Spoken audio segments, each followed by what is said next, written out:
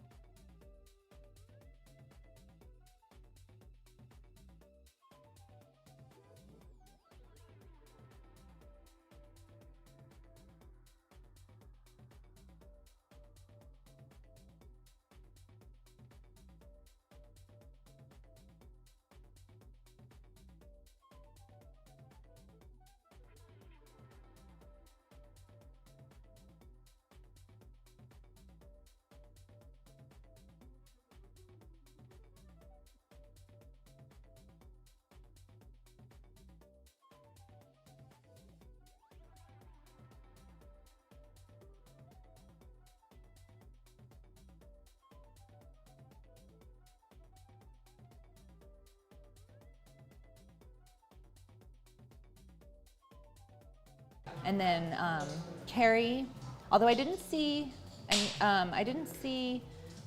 Carrie's girlfriend.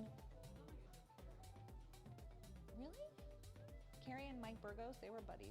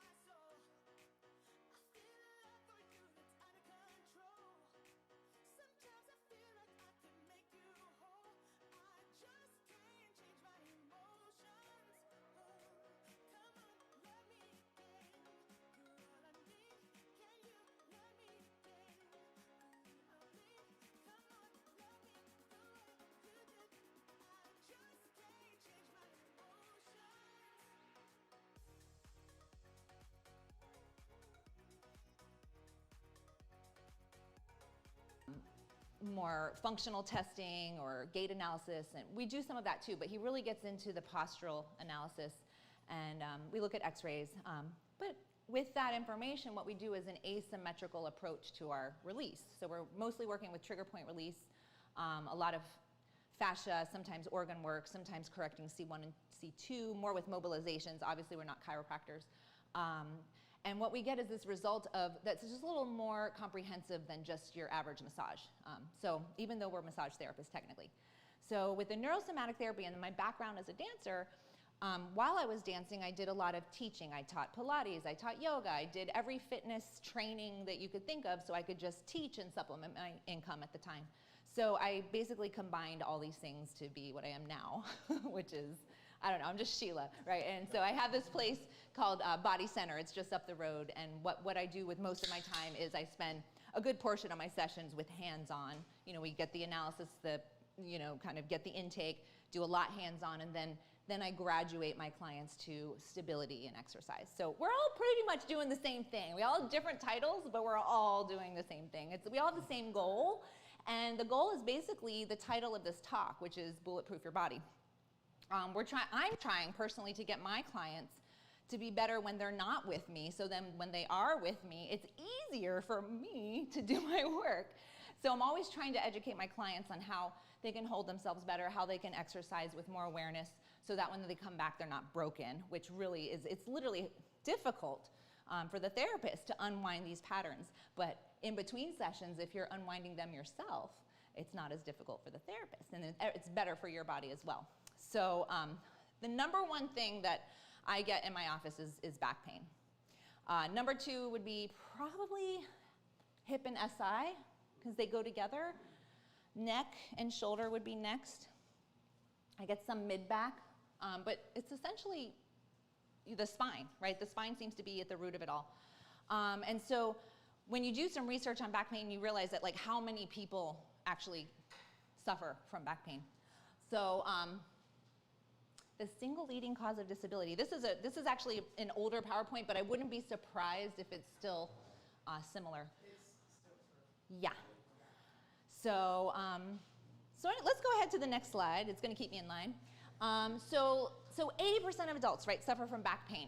So I have all these images up here because I want you to just take a look at some of the reasons why this could happen. Right? Like if you're a contractor, you wouldn't think like, you know, you're a strong man, you wouldn't think perhaps you'd be plagued with back pain, right? But the positions, some of the times these people have to get into, the constant pressing with the dominant arm, almost every walk of life, even if it's just sitting in office. Honestly, sitting is the new smoking, right? So if you're having to wear heels and then sitting all day, what that does to your hip flexors.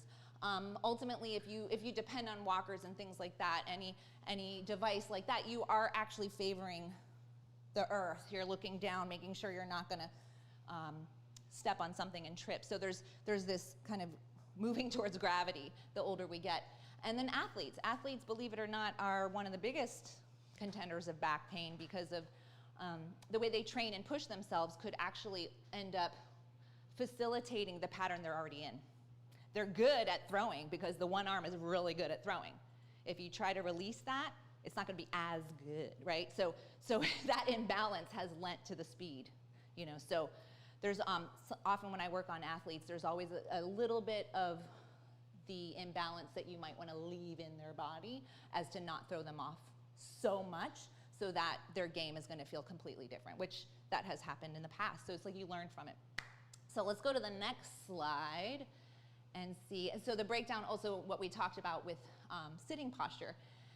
You'd be surprised how often you might end up this slouched. You know, it seems kind of like, nah, I never do that. No, we really, I mean, sometimes when I catch myself after a couple hours on the computer, you'll really end up in some funny positions. And then you 3 hours at a time, what that can do. So let's go to the next slide. I know, I'm fast. So working out in and of itself isn't always the answer, right? I wouldn't say bulletproof your body just by working out, period. It's working out properly, right? My mom used to say, you know the saying, practice makes perfect? My mom used to say, perfect practice makes perfect. Not just practice, perfect practice makes perfect.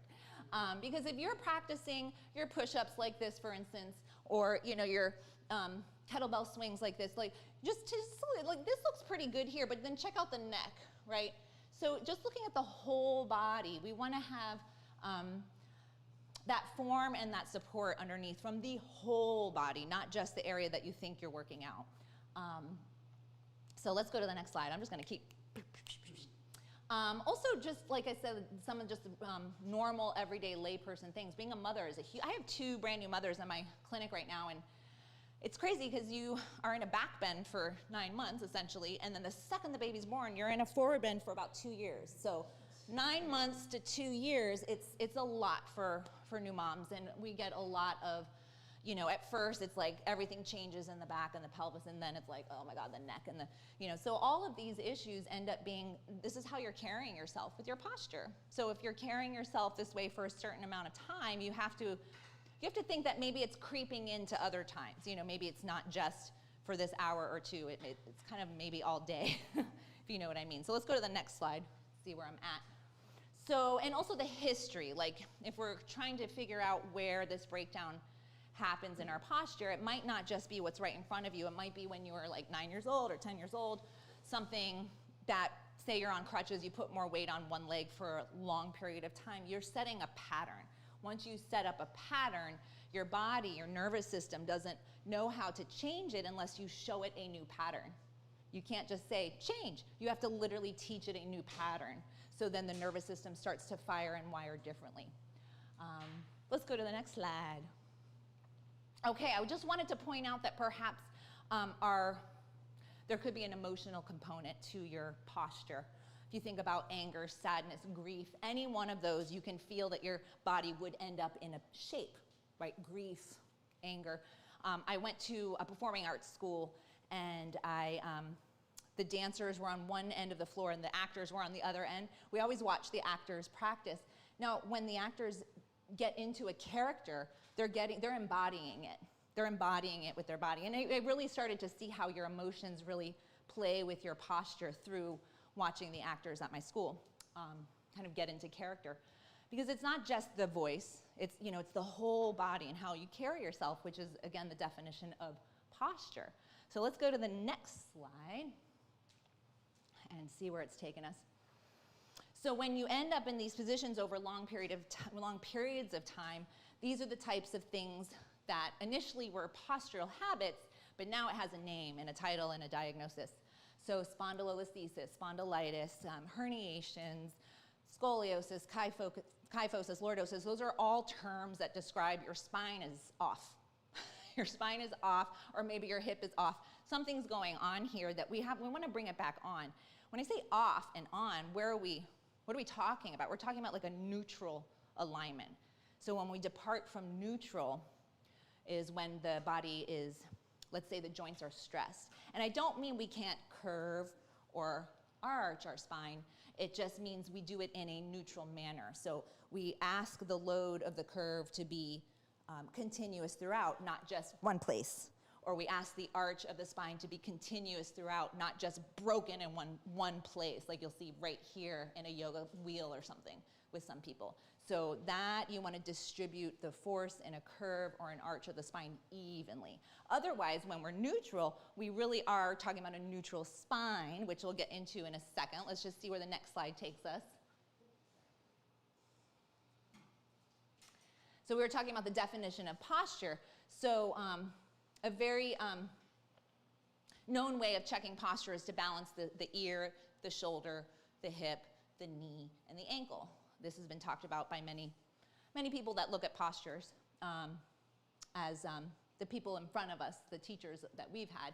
They've been saying this for years. When we balance these places, the body's more efficient. So it's not going to work as hard to hold itself up. And so that means we have more energy for ourselves. It's not helping us hold up a tilt. The energy literally goes to me and my own self and what I can offer my clients. That's personally, or what you can offer your kids or your partner. Let's see what the next slide says. I know. I think I truncated like an hour talk. I was like, I could do this. I'm just gonna go right through. So I just wanted to kind of just give you a quick rundown super quick of the way the spine works. So when we have our body of the spine and then the disc, essentially when you move your spine, the disc is a lot like, it's gelatinous, it's very viscous. When I flex my spine, the disc is actually moving back. It's very normal. When I flex sideways, the disc is actually moving to the side. This happens at every level, and it's normal. What's not normal is when we're stuck that way, and no matter what movement happens, you have this wedged disc, whether you're arching, curving, or side bending, it's always stuck between these two vertebrae in a certain way. We want that variability all the time. We want to be able to get out of that stuckness, so to speak. Let's look at the next slide. So it's like the jelly donut analogy. If it's too much stress or force at all times, or for instance, when you're flexing the spine or extending the spine and it's only hitting one or two vertebrae, not the entire length of the spine, then you're adding that stress over and over to the one or two bones that are doing all the movement. So then that's when a herniation happens or something along those lines, where the disc could then press on some peripheral nerves, which causes a lot of discomfort, and God forbid on the spinal cord, which would be a big deal. So we want to avoid that. So let's go to the next slide and see where we're at. These are just different levels of disc herniation. You can call it all, people say bulging disc. It could be any one of these terms you might see on a report. But they're all describing the disc is not in a happy place. And the only way that can happen if the bones around it are torquing and curving to get that disc out of position. So let's see what the next slide says. Oh, this is just an example of another one of the problems that could come up. So spondylosis is a cause from years of constant abnormal pressure from joint subluxation, which is interesting because joint subluxation is essentially when the joints aren't congruent. And if there's any one bit of the body that's not congruent, I firmly believe the whole body is not congruent. So, because I work a lot with tensegrity, and what that whole theory is imagine this is a pelvis, and we've got the bones. The bones aren't really touching. It's the soft tissue that's holding the bones in place, which is kind of a newer way of thinking of structure. They used to think our bones were our structure. They now know it's actually the fascia that's that holds our structure, not the bones themselves. The bones just float in that structure. But if I just move one of these sticks, the entire system will move. I can't even do it. They're all connected. The entire system. You can't move one of these without everything else being affected. So that's how the body operates. Because we are a tensegrity system. Let's go to the next slide. So these are dysfunctions of the spine, but going along with what I was just talking about, it's not just a dysfunction of the spine. They're labeled as such, but for instance, if we have a hyperlordosis in the lumbar, you better believe it has an effect of the rotations of the femurs. If you have a hyperkyphosis in the thoracic, you better believe it has an effect on the scapula. So, and then that goes all the way down to the fingertips and toes. So what's happening in the spine will be reflected out the limbs. So it's a great place to start. I love starting with the spine and the pelvis to kind of like get most of my intake to see where things are. Let's go ahead and go to the next slide to keep my eye on the clock too. So generally when we're having these issues, the most common things to do would be to go see the doctor and perhaps get some pain relief and maybe see what they suggest. And oftentimes they really don't have much to suggest. It's not what they learn in school. They learn a lot, but they actually aren't specialized in biomechanics. Doctors aren't automatically good at biomechanics. They're just, you think they would be, but it's actually a different field of study.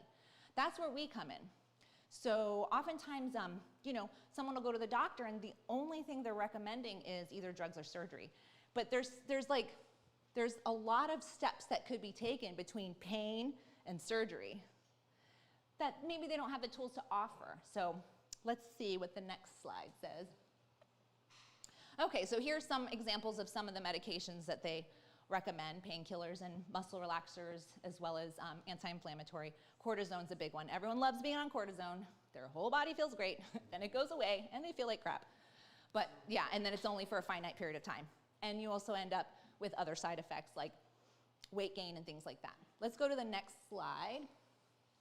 So surgeries for back pain could include just a little what they call a cage. Laminectomy usually is accompanied by a cage, but I just want you to just see some of these images, more so to get a feeling for imagining what that would be like.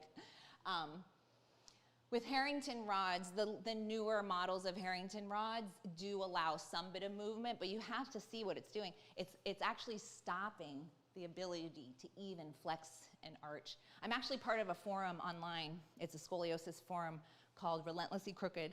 It's really cute.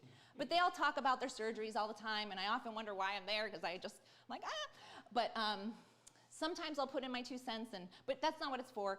So I'm like listening, and I sometimes do some private messages with people, but I have seen a couple times, I'll say, oh, I finally have that feeling where I really want to curve, or I really want to crack my back, or I really want to do that twist, but since the surgery, I can't. That must feel kind of horrible, right, to be kind of trapped in the metal that they put in you, essentially. And in rare cases, sometimes these screws actually end up touching things inside that they're not supposed to. Then there's like another set of problems and perhaps another surgery to correct it. So let's go to the next slide. So we're trying to kind of steer away from anything that's going to give more side effects, the best that we can. Like, how can we use our own body? Not to mention that back surgeries can be, most of the time they're saying are failed because they're maybe not even necessary. Let's go to the next slide. We're kind of plowing through them. This is just more about failed back surgery, so we can go on to the next one. Okay, so So in comes like, okay, so how do we deal with this as practitioners without surgery and drugs? For me, I want to look at the pattern that's at hand. So the technique, neurosomatic therapy, the technique I practice, we do a lot of that postural analysis and we look at x-rays. But one thing that I've added to layer on to this is I added a little bit of like scoliosis, like a lens of scoliosis, because what I've seen over the years is that even people that aren't diagnosed with scoliosis often have a scoliotic pattern if they have back pain. So in order to be diagnosed with scoliosis, your Cobb angle, which is the degree of curve that you have, has to be over 10 degrees. Well, often people have excruciating back pain from their curve, but it's under 10 degrees, so it's never been diagnosed.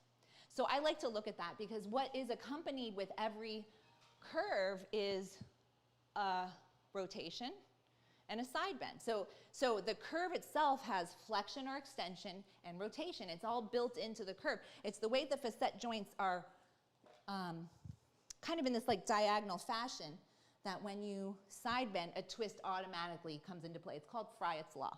So I kind of use Friot's law throughout the body, that when we have a side bend, there's an accompanying rotation.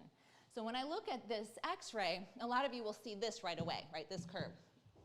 But I'm looking at like, when I see the whole body, I want to say, okay, so if this is doing this, what must this be doing? This is compensating for that. It has to be. So then when I say, okay, well, if this is compensating, then what must these be doing? And then what's happening above where there's no picture? So I like to really zoom out and look at the whole picture. It's interesting because in my school, we zoomed in. We were like this. We had these like glasses on, like, oh, that's a little more forward. It's a little more back. Oh, that's a little more tilted.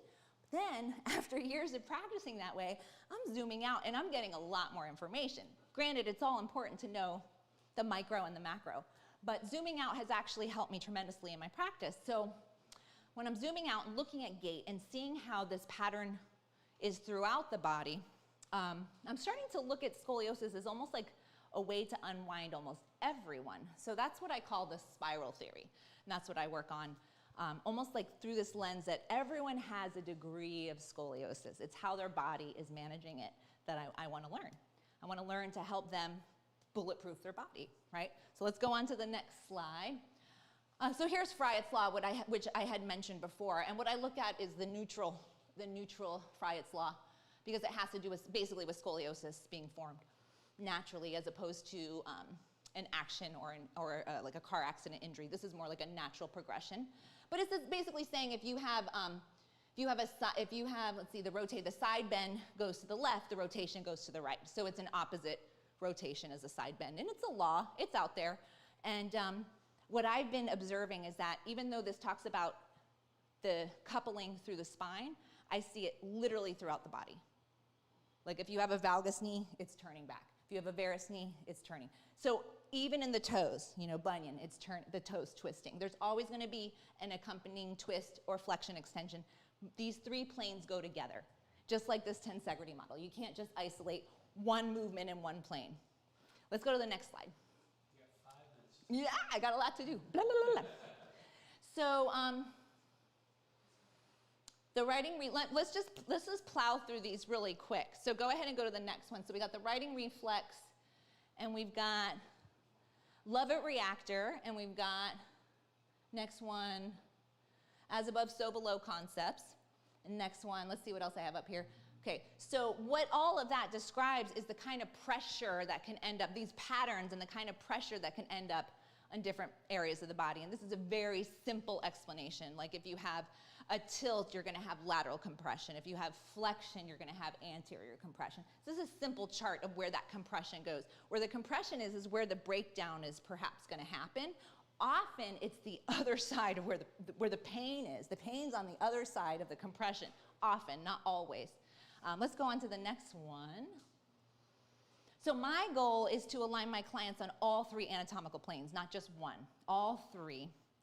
And to move biomechanically correct and to be pain-free, obviously. So if I can get my clients aligned on all three anatomical planes, that's only then do I want to start looking at the ranges of motion in the joints. I don't want to start when we're off. It's really not going to go anywhere. It could help align things to work in a very smart way, but what I do is I get in there with my hands, I release the trigger points to make it even accessible to get more neutral.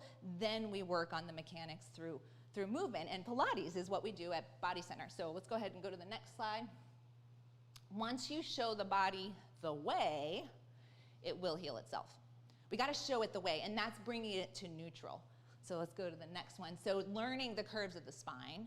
And not only that, knowing like that x-ray that we saw, and you saw this big curve in the lumbar. Well, the thing that I do called the spiral theory is that the convex side of the curve has a certain set of things going on, and the concave side of the curve has a completely different set of things going on. So you're gonna have a tight psoas on one side and a loose psoas on the other side. So rather than bulletproofing the body as bilateral beings, like right, left, you have your right, left, we do it right, left.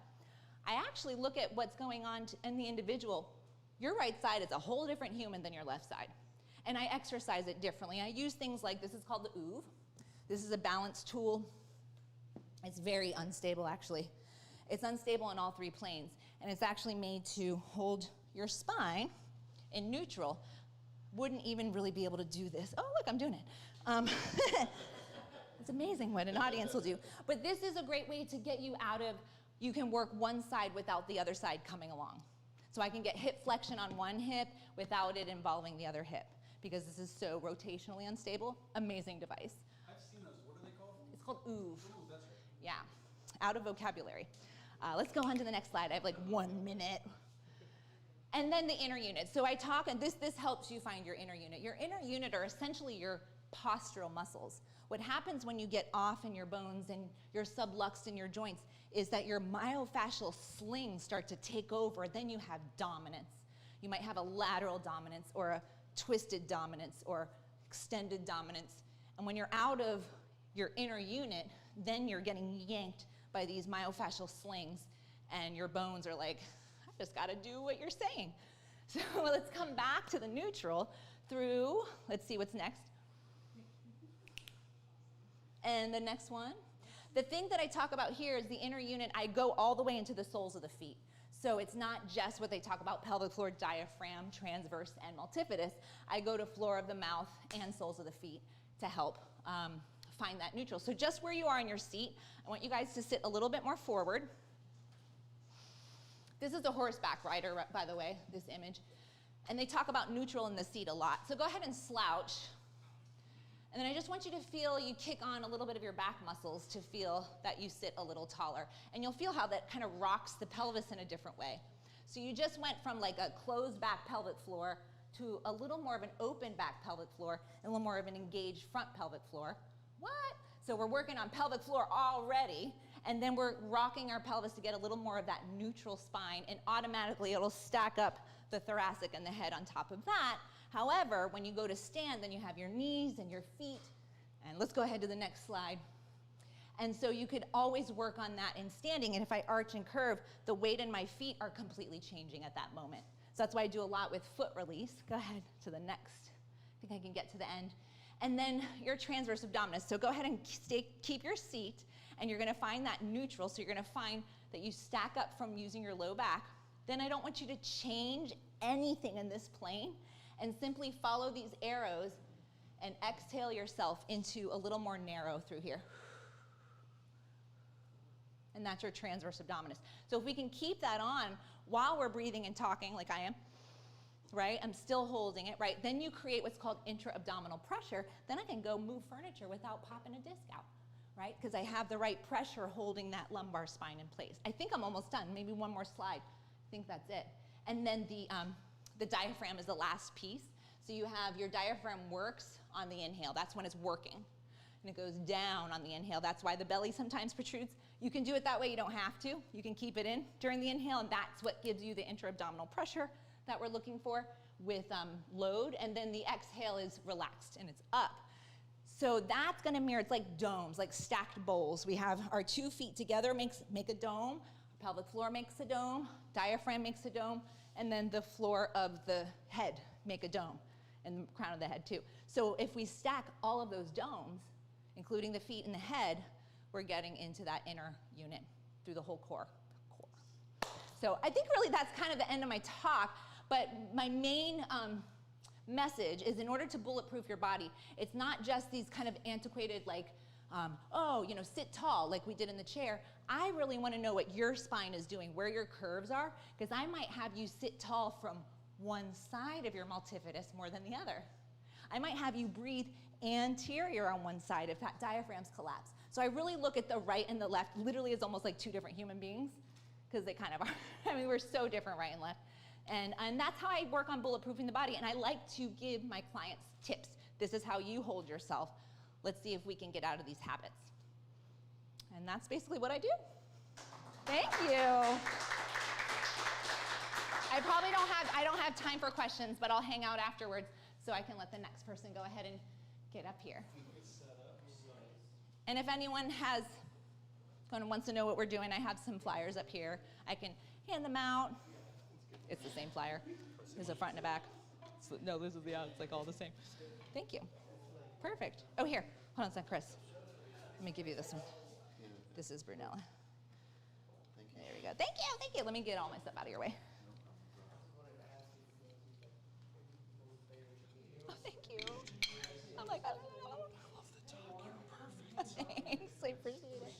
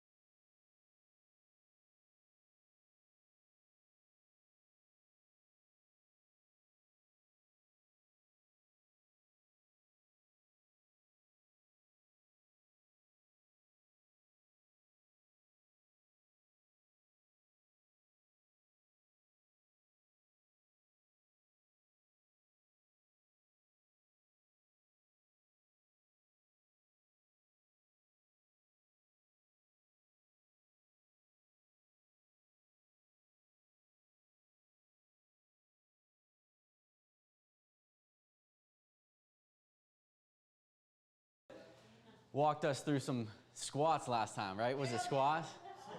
So let's do some squats. So hands up in the air, and let's get like 10 squats in. 10, 9, 8, 7, 6, 5, 4, 3, 2, 1. Hold it. No, I'm just kidding. Come on. All right. Let me put this. Okay. Well, good evening, ladies and gentlemen. Shila, that was awesome. Thank you for that talk. Everyone give it up for Shila again.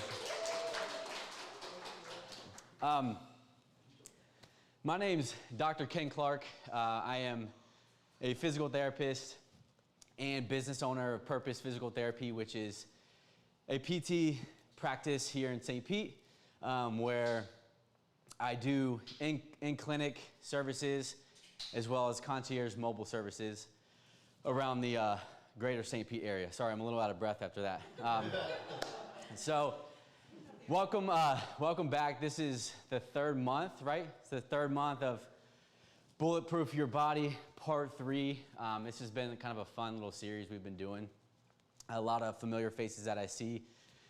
Those that are new, welcome. It's nice to meet you guys, and anybody that's watching on the Metasphere, wherever that's at. I don't know where everyone's viewing this nowadays, but so as I mentioned, and as Shila mentioned, this is Bulletproof Your Body Part 3. She talked about posture.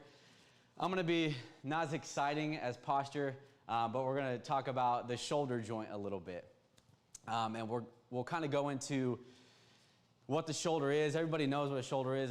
Most people have at least one shoulder. But so we'll learn a little bit of anatomy, talk about some of the mechanics of the shoulder, and then we'll talk about some of the common shoulder impairments that we see and that most of us see in the clinic. And so, go on to the next slide, Chris. So again, here we go. We can skip.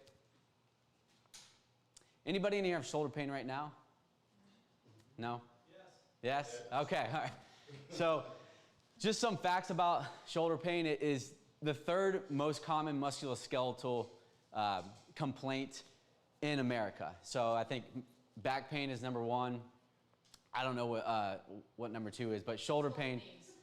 Is it knees? Yeah.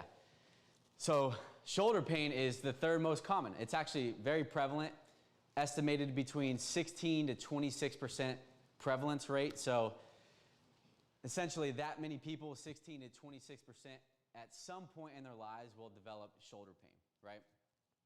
And pain beyond 3 months is associated with poor recovery, more disability, and poor return to work.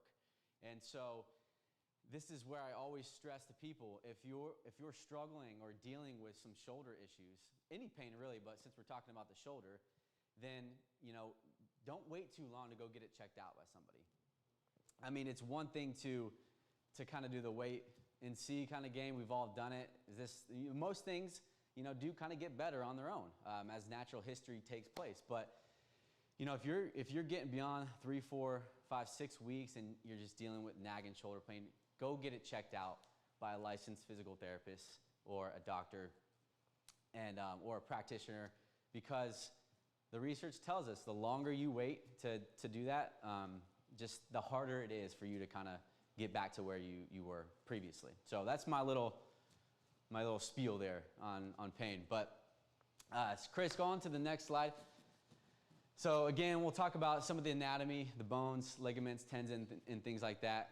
And Chris, again, it's going to be quick maybe for the first few. So the shoulder, right here, right? It's going to consist of 4 joints, which we'll talk about here.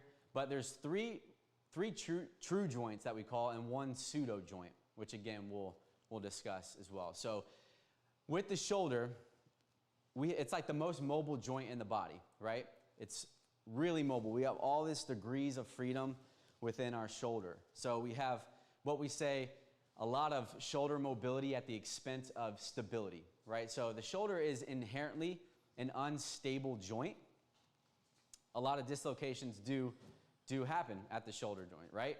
As opposed to the hip, which is also a ball and socket joint, where it's more stable than it is mobile, right? And so that's something that we'll talk a little bit more in depth as we go, but I wanted to lay that out. Next slide, Chris, right there. So more anatomy. So let's go into the 4 joints, right? Another little fun fact with the shoulder, there's only one bony attachment, one bony joint that actually attaches the entire shoulder to the axial skeleton, to the body, right? And that's what we call the SC joint, which is the sternoclavicular joint. The clavicle is the collarbone, and it forms down here into the sternum via what we call the manubrium and creates a joint, the SC joint, or the sternoclavicular joint. And that's the only true bony attachment for the shoulder to the entire body. So the rest is just kind of like floating and attached through structures that we're going to talk about. And so the next joint in the shoulder, the second one, if you go down along the path of the collarbone or the clavicle, it's going to meet another bone called the acromion, forming the acromioclavicular joint. And the acromion is that shelf-like bone that's part of the shoulder blade, right? If you feel right there, you may have some pain and experience that before in the AC joint, especially crossing the body and reaching up overhead. So that's the second joint. The third joint is really the joint that we think of when we talk about the shoulder, most people. It's called the glenohumeral joint. And gleno comes from the word glenoid, which is actually the cavity or the fossa it's the socket part of the joint that is on the shoulder blade, right? And then we got the humeral head, which forms the ball and socket joint, right? And then the last one, the fourth joint, is what we call a pseudo joint. It's not really a true joint. There's no bone-to-bone articulation that's happening, but it's where the shoulder blade, right here, kind of is supposed to sit flush along the thorax or the rib cage, and it moves as we move the arm. So I wanted to get those down, the bony parts down. So real quick here, if you're looking at the back of the shoulder blade, It's a triangular shaped bone. You see this ridge here. We call that the spine of the scapula. So that's the part where you can really feel back here. You feel that. So the spine of the scapula, that's the name of it. Okay, so that's going to be important when we talk about some of the rotator cuff muscles here soon. Okay, everyone see that? Got a good visual? Cool. So as I mentioned before, there's only one bone-to-bone attachment at the SC joint. So we got to have some support, right? The shoulder is just there, or else it's going to fall if there's no support. So we have constraints of the shoulder that we can break up into two categories: passive constraints and dynamic or active constraints of the shoulder. So let's talk about the passive. Passive is basically, it's passive. It's not contractile tissue. So we're talking about ligaments, which, by the way, a ligament is what versus a tendon? What's the difference? Anybody know? Bone to bone. Ligaments, bone to bone. Yeah, tendon connects muscle to bone. And so we have ligaments, we have joint capsules, which is, you can see here, it's essentially, it's soft tissue that literally encapsulates the joint and has synovial fluid and all that stuff. It helps support the joint, right? And then we come around here, I mentioned the ligaments already, into the labrum. Has anybody heard of the labrum or not heard of the labrum? So most people are familiar with the labrum. And what it is it's, if we look at it, it's actually this wedge-shaped ring and cartilage and tissue that sits on the perimeter of the fossa or the socket there. And mentioned that the shoulder is a ball and socket joint, right? But think of it more of like a golf ball sitting on a tee. That's because the head of the humerus is actually much bigger than actually the glenoid cavity or the fossa. And so that kind of lends into why it's inherently unstable, right? So there's not a whole lot of congruency there. So what the labrum does is it, number one, increases some of that depth of that cavity to kind of help centrate it a little bit into the joint, but it also creates this negative pressure, kind of like a plunger where it literally sucks the head of the humerus into the socket, right? And so those are all important for the shoulder, for the stability of the shoulder.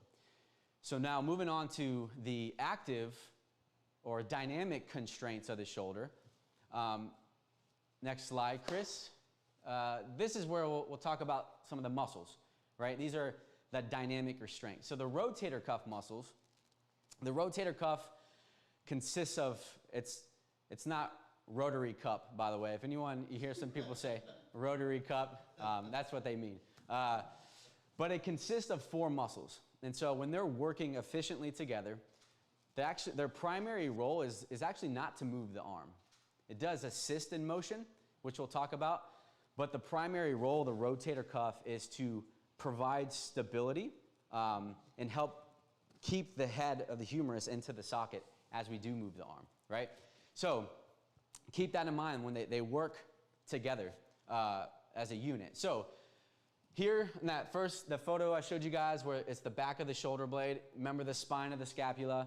So if we're looking at the rotator cuff muscles, looking at my time here, one of them's here, the top one, which sits above the spine of the scapula in that little divot in there. We call that the supraspinatus, supra meaning above the spine of the scapula, spinatus. And it forms its tendon and will travel underneath that acromion that we talked about there and attach to the humerus. And it assists and helps move the arm out this way, right? And then underneath the spine of the scapula, we call it the infraspinatus. Infraspinatus, same thing. That originates here on the shoulder blade, and its tendon will come and attach to the back of the arm as well. And it assists in rotation externally of the shoulder. And then the one that's on the opposite side of the shoulder blade and the inside of it, so you're looking at the inside of the shoulder blade, but it's actually, that's what's sitting against the thorax or the rib cage, is what we call the subscapularis, sub meaning underneath of the scapula. And it's the biggest rotator cuff muscle, the strongest one. And so it forms a tendon, attaches to the humerus, and assists with what we call internal rotation of the shoulder, right? We see a lot of rotator cuff tears. This is a little sidebar. that happen most commonly in the supraspinatus and infraspinatus. You see a lot of overhead athletes, right?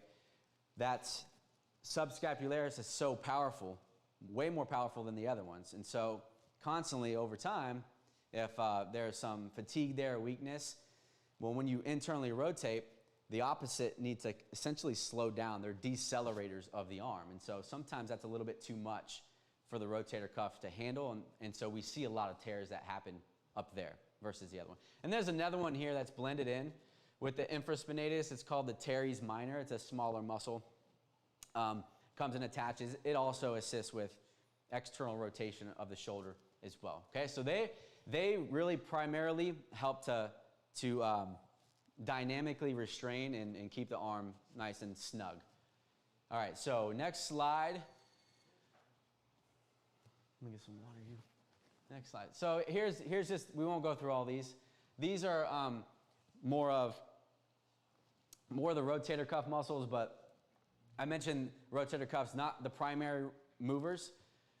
The primary movers of the arm or the shoulder are the things like the traps, the deltoids, the pecs, the biceps, the triceps.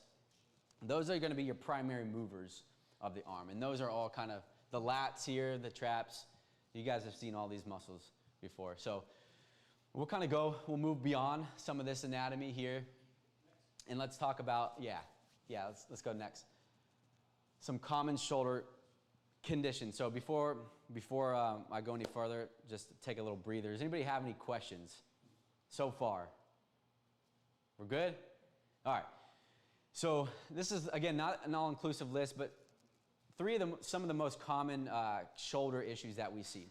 The first one, which we'll talk about more extensively here, because I want to focus on that a little bit more than the others, is SAPS, or subacromial pain syndrome. We'll talk about where that came from, but that includes things like rotator cuff tendinopathies, things like that, bursitis, formerly impingement, that type of stuff. And then osteoarthritis, and then adhesive capsulitis, which is also known as frozen shoulder. So we'll talk mostly with about the first one, a little bit on frozen shoulder, and if we have some time, we can touch on arthritis as well. So subacromial pain syndrome. Chris? Thank you.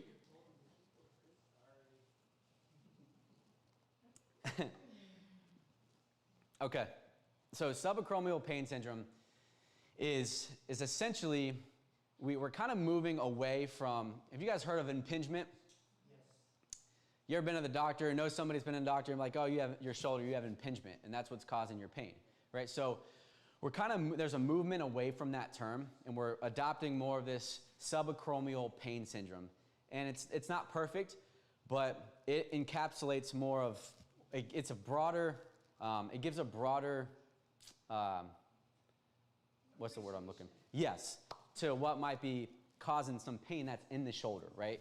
So that is subacromial, meaning below, the acromion, which is that shelf. Okay, this shelf, and there's a space there. We call it the subacromial space, just above the head of the humerus. Okay, so we'll talk about that. But the reason why we're moving kind of away from this impingement, right? That's kind of led to really some flawed thinking, flawed reasoning in the medical world.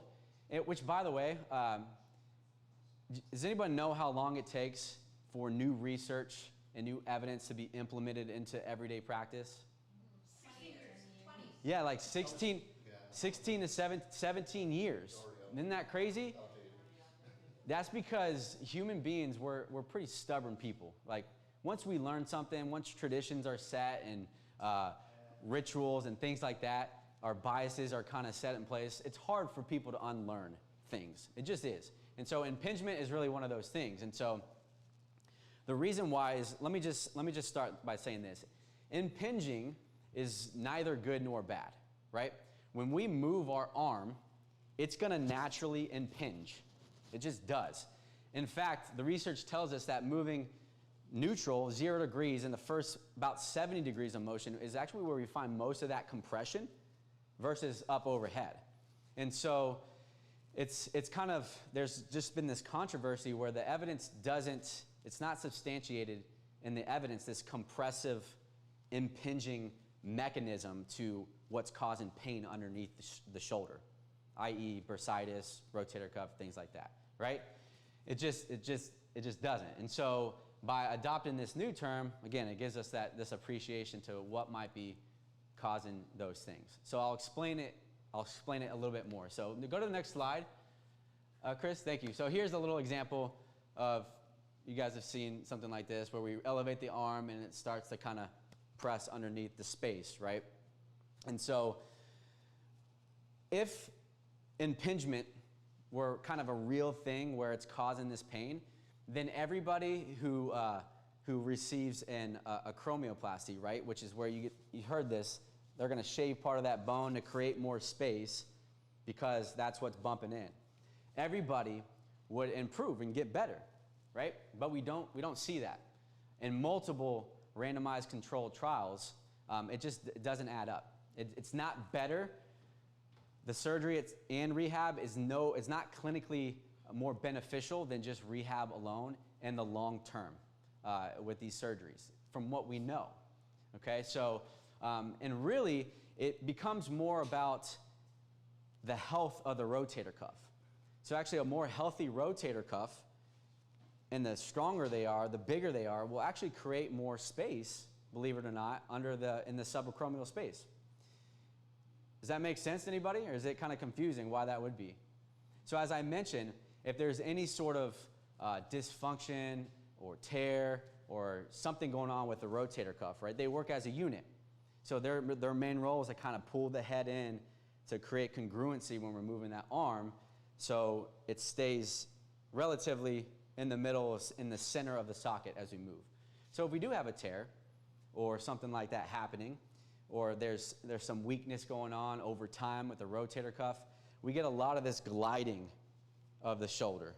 So we see rotator cuff, and we'll talk about some of the more of the causes here in a second, but rotator cuff deficiencies and that sort of thing kind of cause the shoulder to be more, just moving a little bit more and not really strong and supported. Make sense? Any questions on that? Okay. Next. Yeah, we talked about this here. I went past the slides already. So the mechanism. So what we see, the mechanisms at play versus this impingement type of deal where it's compressing, is really, again, at the rotator cuff. So it's more of an overload mechanism or an underload, right? So we see a lot of overtraining issues, such as overhead athletes, where we get these issues happening, this tearing or just accidents happen, right? Versus underloading. So as we age, Tonya, let me correct me if you see this, right? As people get older, obviously the muscles start to waste a little bit. It takes a little bit more to kind of maintain and to get stronger. But in America today, right, we don't do a lot of exercising. And when we do, it's a lot of hard, laborious, is that the right word? Laborious or laborious? Labor-intensive jobs, right? So it's a lot of either overtraining that area, or they're just constantly underloaded. And so as we age, and freak things happen, we put ourselves more in a position to cause an injury in our shoulders and rotator cuff because we're not really keeping up with the health of that. And there's a lot of things that go into health versus just exercising and getting stronger, again, which is kind of what we'll talk about here. So internal mechanisms and external mechanisms and environmental causes that do happen. So next slide, Chris. Intrinsic, again, we talked about age, what the vascularity is, mechanical, morphology, genetics, things like that. If you're a smoker, smoking, those types of things, just they impede on the healing process, right, as you can imagine. And then extrinsic factors, things like strength, control, the central nervous system type of thing, posture, things like that, and mechanics do lend into some of these dysfunctions that occur at the shoulder. So the next slide. We'll talk a little bit more. We'll talk about frozen shoulder here in a second, but to stay on the rotator cuff and the subacromial pain syndrome one more time. Does anybody have any questions, or can I clarify anything moving forward? Does it make sense why, right? So with the posture in mind, Sheila talked about posture, right? Can affect a lot of what the shoulder does too. So if we're here or we got a stiff upper back, thoracic spine I mentioned is another area where in the neck itself. So if we look at those and see some stiffness there or some mobility restraints in the thoracic spine, sometimes if we even just address those things, then we set ourselves up for a healthier shoulder, right? So here's an example. If I'm staying slouched like this all the time, look how high I can lift my shoulder up. Not very high, right? Just from slouching. So if you just straightened up, guess what? The arm's going to go up even further, okay? So that's just one example of some things that might cause some shoulder issues. So moving on to adhesive capsulitis, which is frozen shoulder.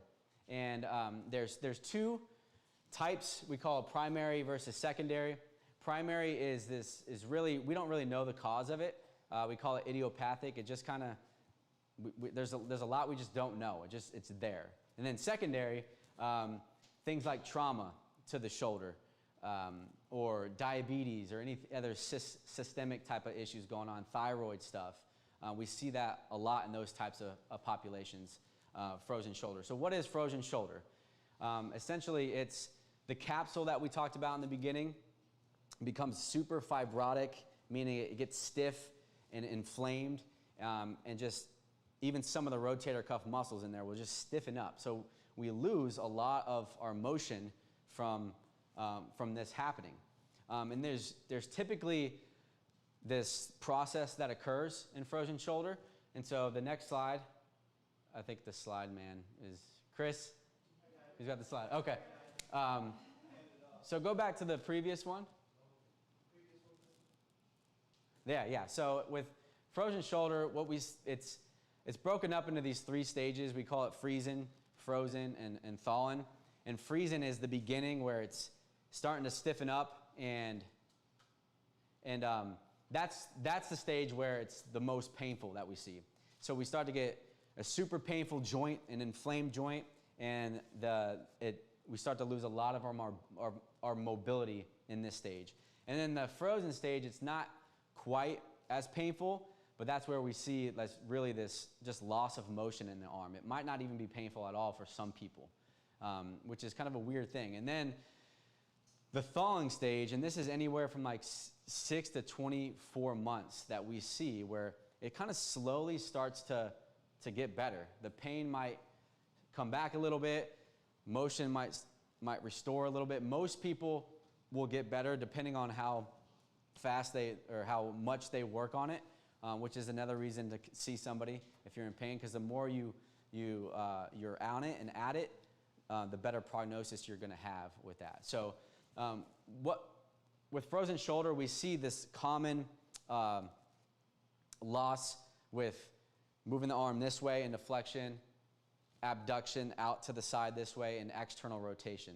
So the two functional movements that we see are most limited is lifting kind of up overhead, so like combing the hair, putting a hat on and that type of thing, and then reaching back behind the back to put the belt on your pants or wash your back, that type of thing. So those are the ones we see most commonly with frozen shoulder. So if it doesn't really follow this type of patterning, then most likely it's not frozen shoulder, it's something else. But it's pretty, for the most part, sticks to this type of pattern that we see.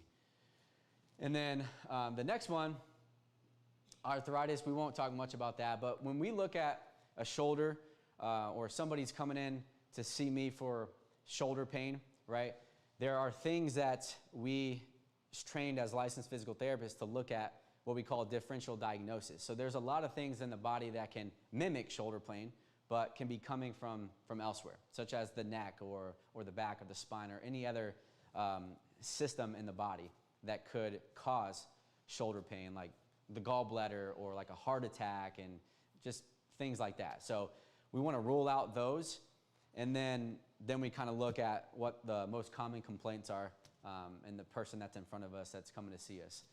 And then we move into full exam where we'll test range of motion, strength, other tests and measures and that sort of thing to kind of really figure out what the restrictions are, what the person wants to get back to doing, what they can't do, those types of things. And so really, go ahead to the next slide.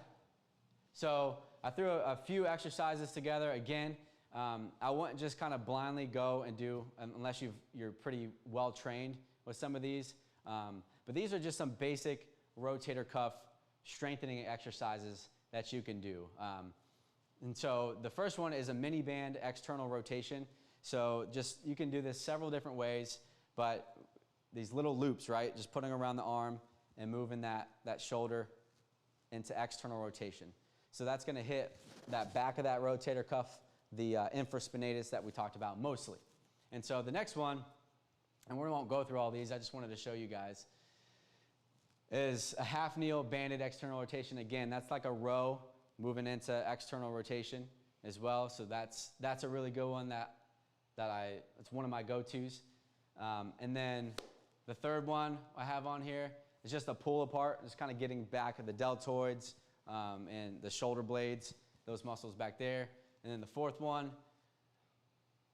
actually, is there one more? Oh yeah, so prone T's and I's, where you're laying flat on your stomach.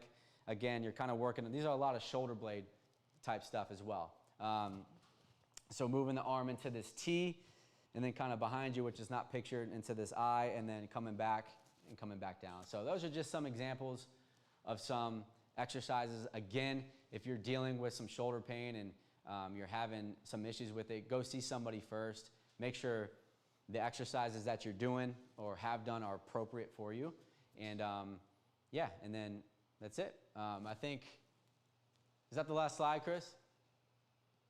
So yeah, any questions on that? There's a lot of information. There's so much more that I could have talked about, but crunching it in 30 minutes is just hard to do. So if you guys have any questions just about anything, it could be pain, it can be the shoulder, just feel free to contact me directly, ask me questions, visit my website. There's usually some stuff coming out where you can just get some content and that type of thing. But you can find me at my website, which is purposephysicaltherapy.com. You can reach out to me there. You can find my email. But it's just hard to get all that stuff into a 30-minute time period. But I hope you guys found that to be helpful. Like I said, my name is Dr. Ken Clark, and I'm around. So if you guys want to talk to me, you can find me. Dr. Ken's birthday today. It is. Yes, it is. Thank you. Thank you. But You just turned 22. yeah. 22, yeah. I wish. But that's my time. Thank you guys again for being here, and hope you enjoy it. So.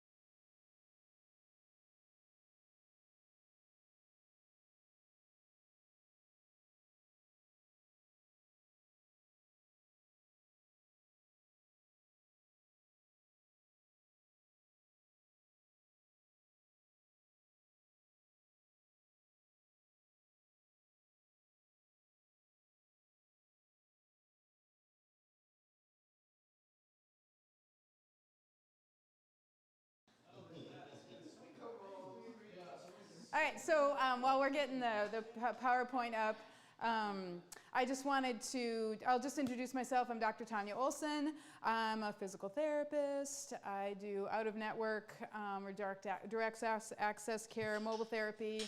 I'm kind of the in-house physical therapist here.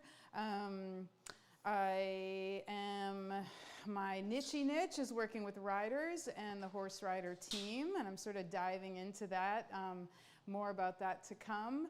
But I really love our topics tonight.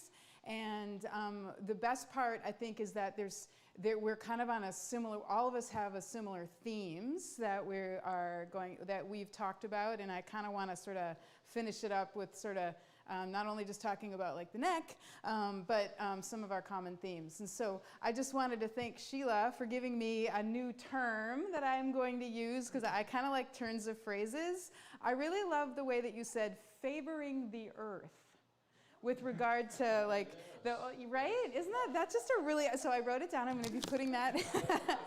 Yeah, I just thought that was a really nice way to say that sort of a thing. And it's also fun too, like, especially Dr. Cannon, as physical therapists, a lot of what we do is we look at motor patterns, and a little nerdy thing that we kind of do because we're just so steeped in observation of motor patterns and how people move, is a little game we play is like trying to guess what a person's sport or hobbies were, especially like high school-ish, because even if you haven't done that sport for decades, you'll still continue moving in that manner. And so as watching Shila move, you can see that she has been a dancer, because she does not move like I do, because I was nothing close to a dancer at all, but that was super fun. Anyhow, so I'm going to be talking about the neck, and this is the Bulletproof Your Body 3rd edition, and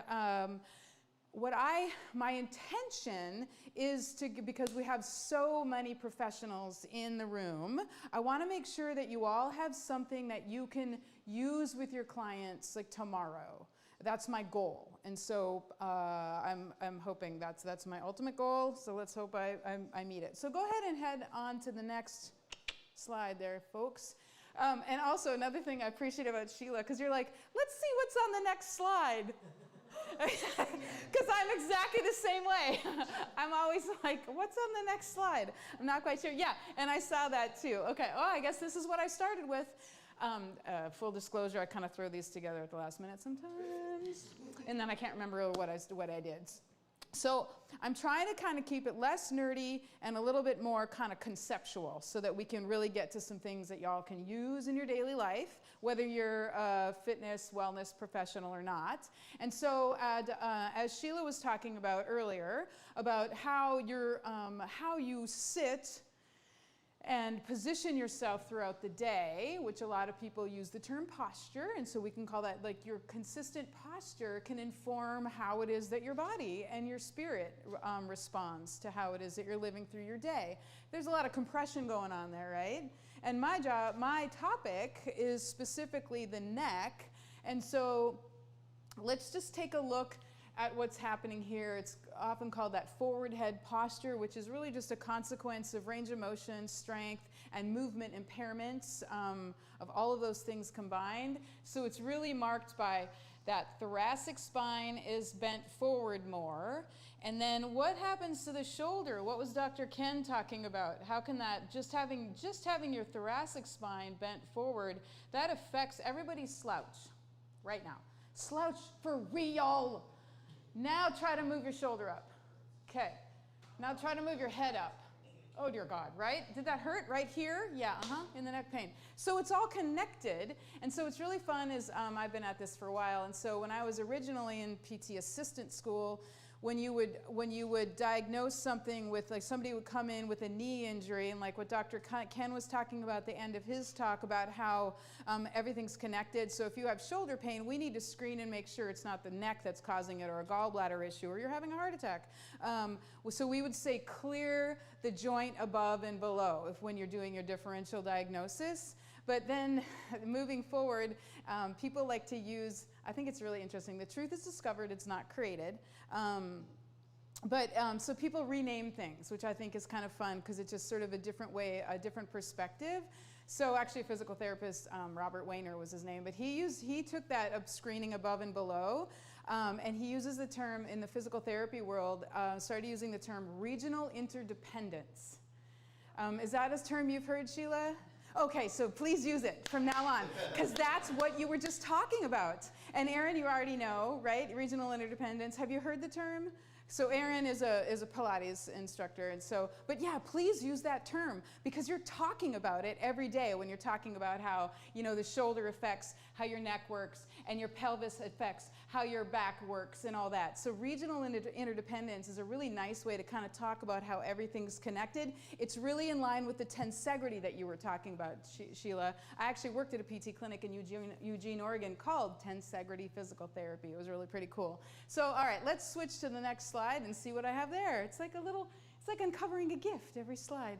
All right, so the objectives kind of talked about. I'm trying to keep it simple. So key neck muscles. I'm just going to just basic key neck muscles. We're going to talk about I would like for people to understand the common sources of neck pain. And then just some basic strengthening exercises that all y'all, which is apparently plural, y'all is singular. That's one of the things I learned when I moved to the South. I'm from Minnesota, so I've had a lot to learn. So go ahead and switch to the next slide. I'm still doing good. Okay, sweet. Okay, so, oh, I guess I did that twice. Next. Ooh, look at that. So it's it's like magic. What did I put this time? So when you have pain in the neck, that can mean a few different places, but they're all connected, right? Because of Regional interdependence. heck yeah, we got 10 for the guy in the front row.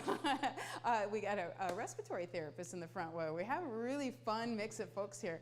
So pain in the neck, that can be where your head connects to your neck.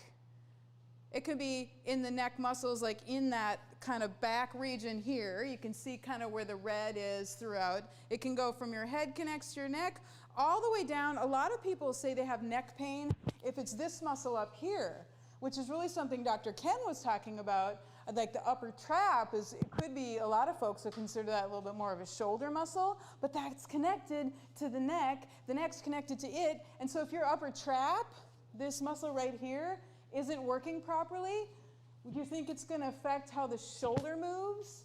Because it's connected to that. So looking at that, thinking about that regional interdependence as we're looking at neck pain. Neck pain can mean a number of different things. So let's go to the next slide. And my intention is to talk about, okay, so we already talked about the trapezius.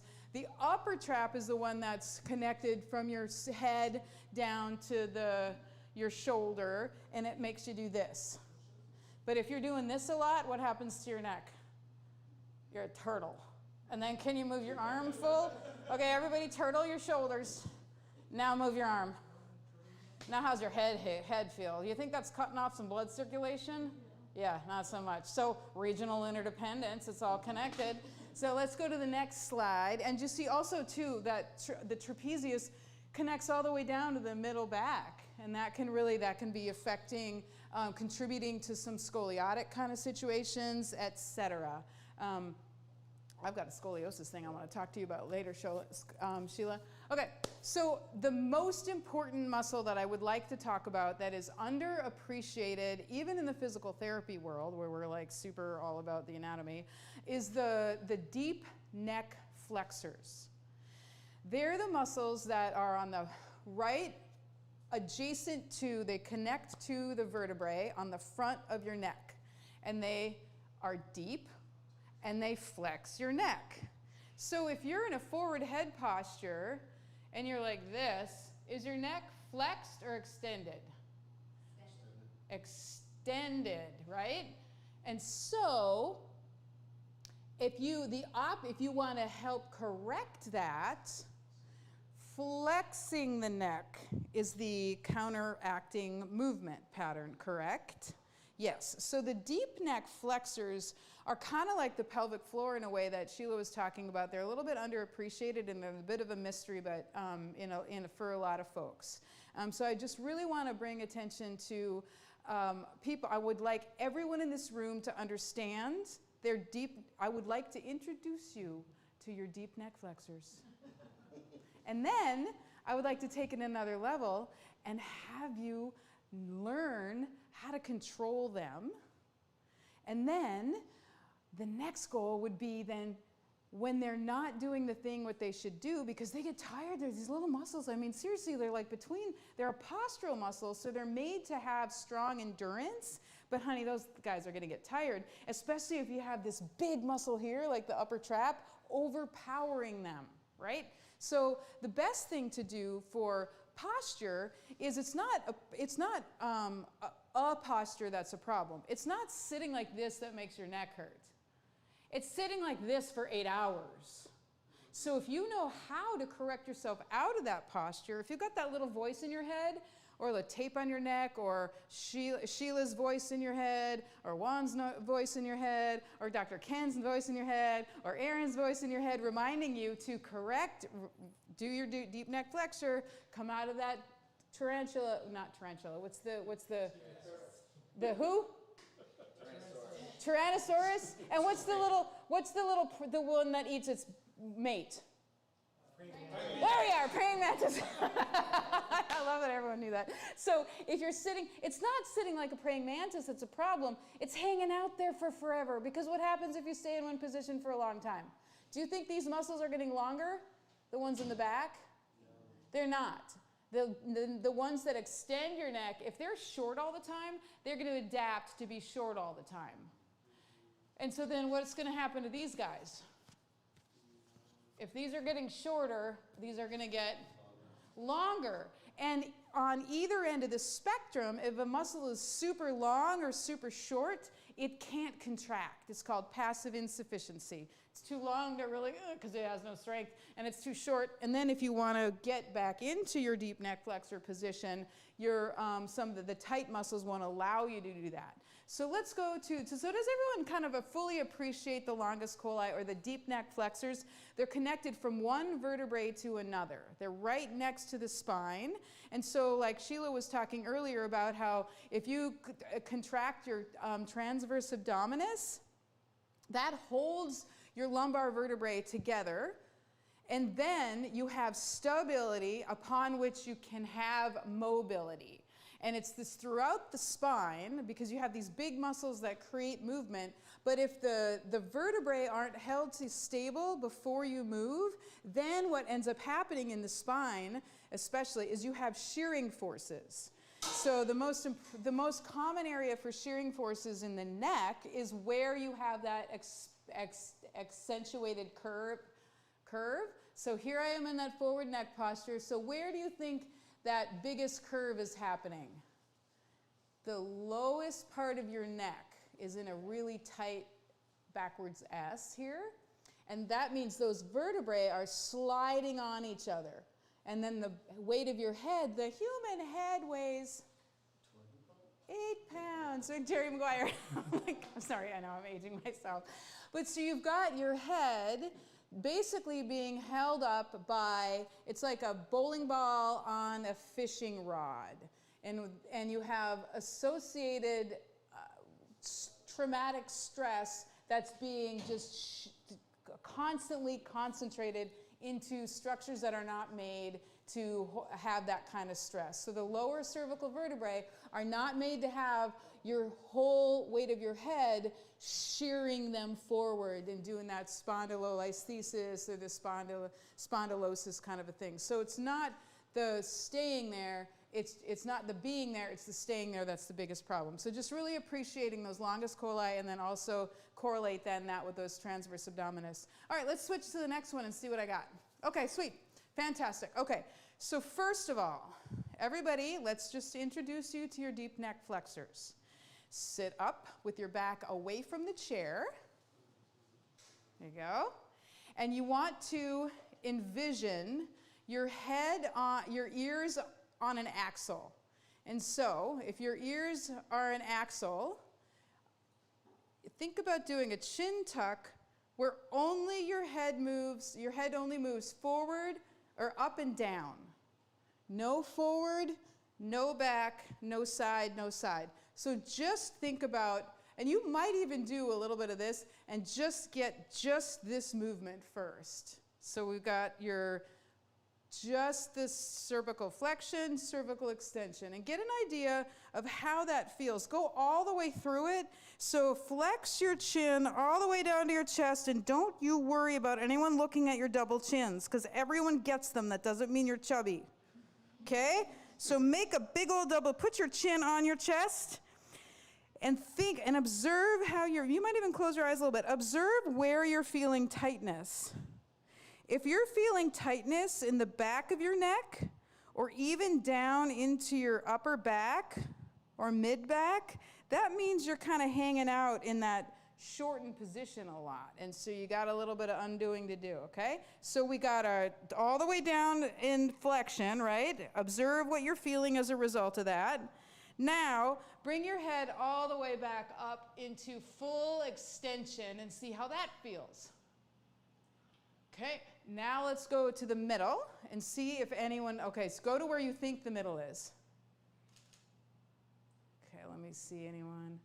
Everyone looks, oh, you guys look all pretty, y'all look pretty good. A lot of times if people have long-standing issues with their neck, they end up in a weird place. Middle is like here. If you're really a forward head person, this is what your brain thinks is the middle. So you all are doing super fantastic. So that's actually kind of a little bit of a screening thing you can do with like your clients. Tell me, do all the way down, all the way up, tell me where the middle is. And if they end up here or they end up here, that tells you where their brain thinks their body is in space. And so now you want to be in the middle. So that would be your jaw. What was your jaw bowl? Shila? So you want to have your jaw parallel to the ground. And now we want to do a little chin tuck so that you are just a little bit below parallel. And here's the kicker. You want to bring the back of your neck towards your collar. So like a turtle, so chin retraction is really the term for that. But can you bring the back of your neck towards your collar? And and if you don't make a little chin, then you're missing the chin tuck. So you will want to kind the chin. So let's just do retraction, which is chin forward, way forward as far as you can go. Now bring your chin way back as far as you can go, way super far back, way back. Let me see. Aaron, that was awesome. More back. Oh, you've only got so much to work with. Okay, so this is great. You only got so much to work with. Okay, that's fantastic. So now you have an understanding of you have the chin tuck, and we have the chin retraction. Now combine the two. First, you want to retract and get the back of your neck closer to your collar, and then a consequence of that, if you're doing it properly, you should feel like the back of your neck is lengthening and that you're getting taller. And some people will use that string in the middle of your head, making you sit up taller, kind of ballerina sort of a thing, but don't forget the chin tucky thing, okay? So that is just a basic, so you now have met your deep neck flexors. Did you get along? Are you along? Have you been acquainted? Is it a long lost relationship? Have you ever met before on purpose? Do you feel like you need to have a conversation, go out for a drink, and be like, hey, dude, I've been letting you down by like leaving you do nothing all this time. So you can see now what we just went through is a basic deep neck flexor strengthening exercise, which would be, if you're just moving that much, but just by getting into that retraction and a little bit of chin tuck, that's going to be what kind of a contraction? Isometric or concentric, eccentric? What do you think? Isometric is where it's just, you kind of get the muscle just squeezing. So it could be depending on how much you're doing, it could be an isometric combined with a little bit of a concentric, depending on how far you're coming. So that's, now that you know your deep neck flexors, you've met them, you're on a first name basis. If you would like to be on a nickname basis, you can just call them the DNFs. The deep neck flexors, did not finish. That is a whole running race kind of a thing, or a competition sort of thing. So go ahead and switch to the next slide. And so now we have the basics. Now you can apply deep neck flexor engagement / strengthening into any position. So now I'm also remembering, what was Sheila's slide where the person was doing the kettlebell like this? Yeah. What was going on with those deep neck flexors? Honey, they weren't even talking to each other. So you can now, anyone who is working with anyone who is in a quadruped position, otherwise known as on all fours, like, I don't know, you gotta use these fancy words. So if you're so have your mind be all, and your eyes be aware of the deep neck flexor engagement, because if the deep neck flexors are engaged, you're going to be reducing the shearing forces in the lower cervical spine, and you're going to be reducing the incidence of the person having age-related changes or stress-related changes in the years to come. So let's go to the next slide. So it's just, oh, there we are, look at that. I'm done. Kind of on, oh, I technically have 8 minutes left. So, I bet you can answer some questions. Oh, heck yeah. So let me just make sure that, okay, so I would like to talk a little regional interdependence kind of stuff with like Dr. Ken. So if you're here, let's just reiterate, if we're here and our shoulders are like this, if you fix just your shoulders, how's that going to help your neck? So if you fix the shoulder, you also have to work on that, on the neck as well. And then if you fix just the neck, well, you got to work on that shoulder. And if you forget about this part of the body, what's missing? You're not fixing that foundation. So my goal for kind of given this basic understanding of the deep neck flexors, who they are, what they do, and how to engage them, would be for you to never again forget to tell your client to engage their deep neck flexors.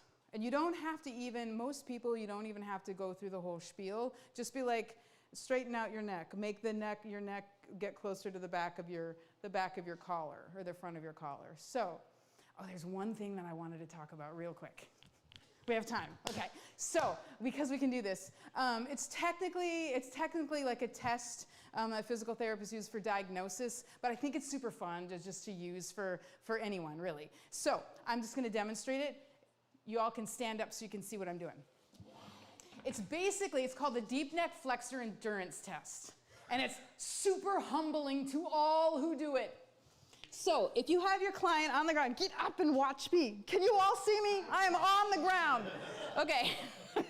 So you basically have your client do the deep neck flexor thing, tuck the chin, and then lift their head off of the supporting surface 1 inch.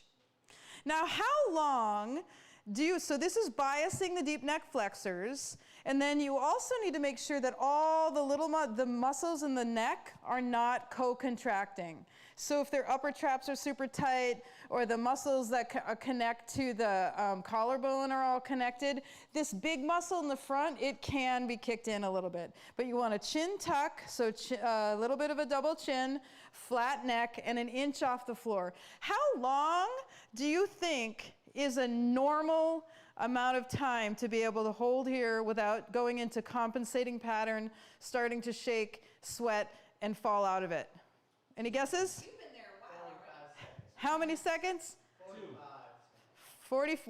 We've got a 45? 2 minutes. 2 minutes? Holy hell. Who are you people? What else? I'm really impressed that you're still there. Well, 39 seconds is normal. 39 seconds.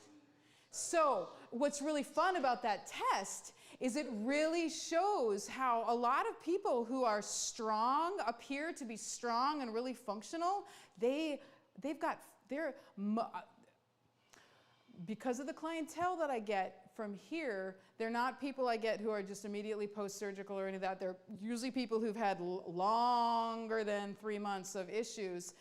It's very common for people not even to be able to get into the test position, which means, have they even met their deep neck flexors? No! So, okay, now I'm done. Questions, comments, concerns? No, we gotta talk about it more. I know people have questions. What's the word for the night? 2 words? Ooh, regional interdependence. What else do we take? Oh yeah. What's that mesyl group that we talked about? Who said the DNF?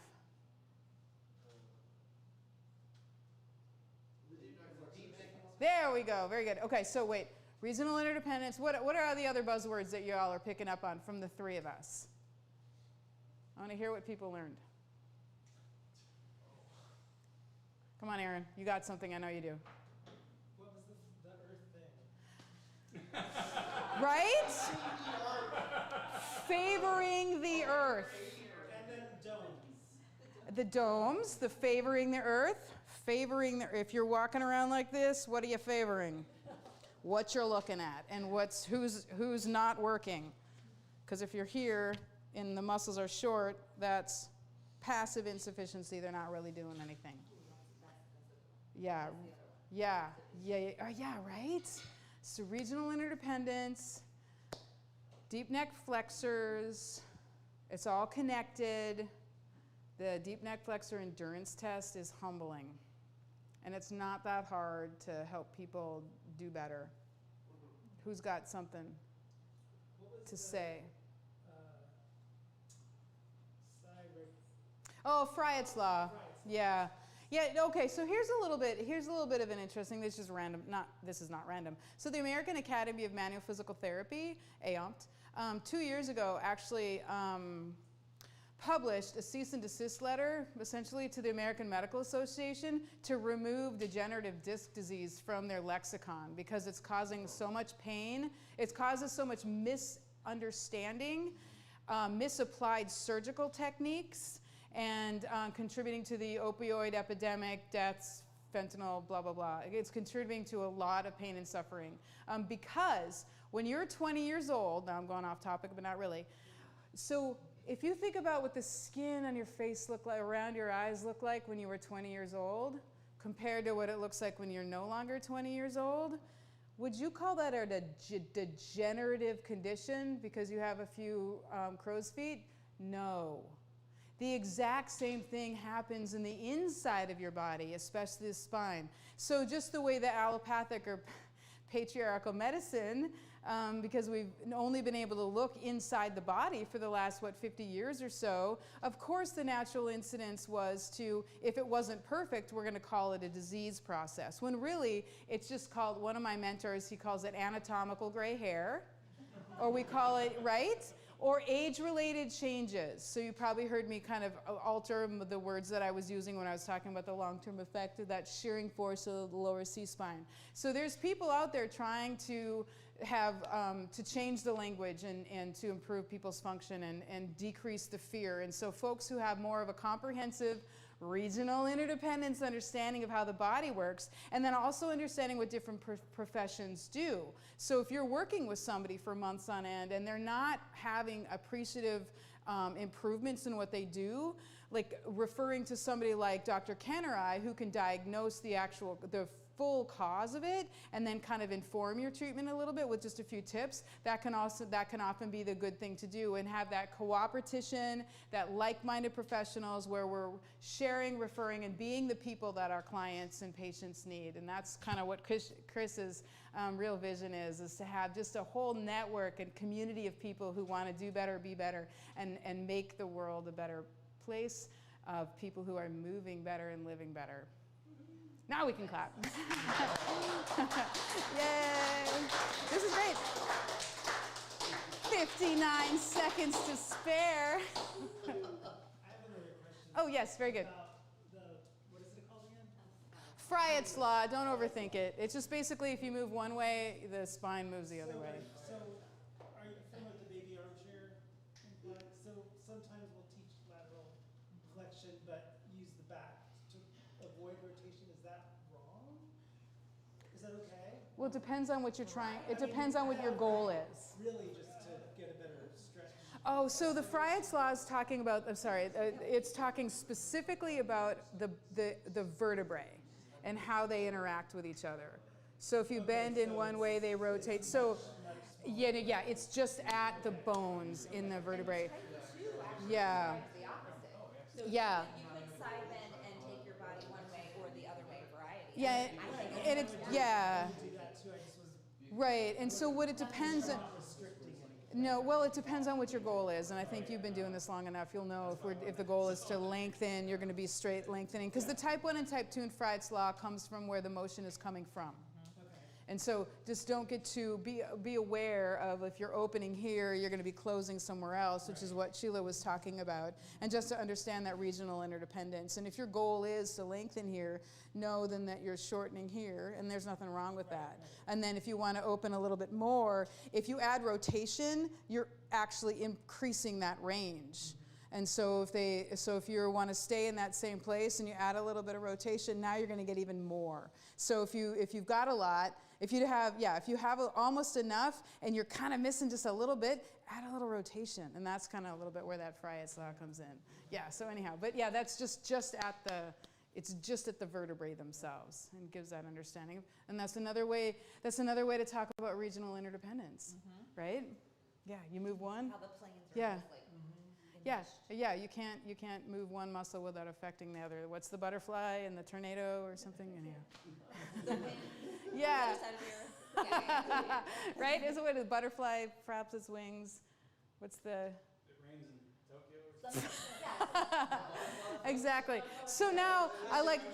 Yeah. So I would just hope that all of y'all, like if all y'all are just, you're sitting, they're not in your computer, you're watching your kid's soccer game or something like that. Now that you know your deep neck flexors, just correct out of it. If you correct yourself out of it 50 times a day, and what you'll do is you'll first just start off being a little bit, over, remember when you learned how to drive and you stopped? You're like, stop the car, start the car, stop the car, start the car. And now you're like smooth like butter.